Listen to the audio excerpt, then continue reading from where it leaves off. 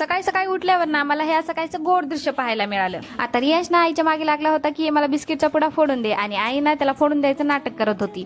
आणि मी म्हणलं मग तुमची मस्ती चालू द्या, आणि मी लागले आपल्या कामाला. तर आज बनवायचा होता मला फोडणीचा भात, आणि त्याच प्रिपरेशन करत मी इथं बसले होते. आणि माझ्या वासरानं ना इकडं मिशन साफसफाई चालू केलं होतं. नंतर मग मी फोडणी वगैरे देऊन घेतली, आणि खरंच सांगते एवढा छान झाला होता ना हा भात.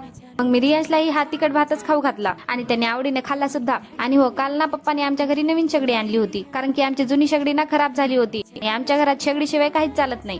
तर पाणी तापवणे, भाकरी, बेसन यासारखं अर्ध काम तर आमच्या शेगडीवरच होत असतं. त्यामुळे शेगडी आणणं खूप इम्पॉर्टंट होतं. नंतर पप्पांनी ना एवढ्या गरमीत मला चहा करायला लावलं होतं. आमच्याकडे ना ऊन थोडं कमी झालं असलं तरी ना गरमी मात्र एवढी जास्त आहे ना, पण घरात ना चहाशिवाय कोणाचं काही चालतच नाही. मी चहा करून बाहेर आलेच होते, तर इकडे ना या मामा भाषाचा ना हे असा गाडी गाडी हा खेळ रंगत होता. आणि रियांशला एवढी मज्जा येऊ लागली ना, ते खूप जास्त हसू लागला. तर असा होता आमचा आजचा दिवस. आमच्या असेच फॅमिली ब्लॉग पाहण्यासाठी चॅनलला सबस्क्राईब नक्की करून ठेवा. भेटूयात नेक्स्ट ब्लॉग मध्ये. तोपर्यंत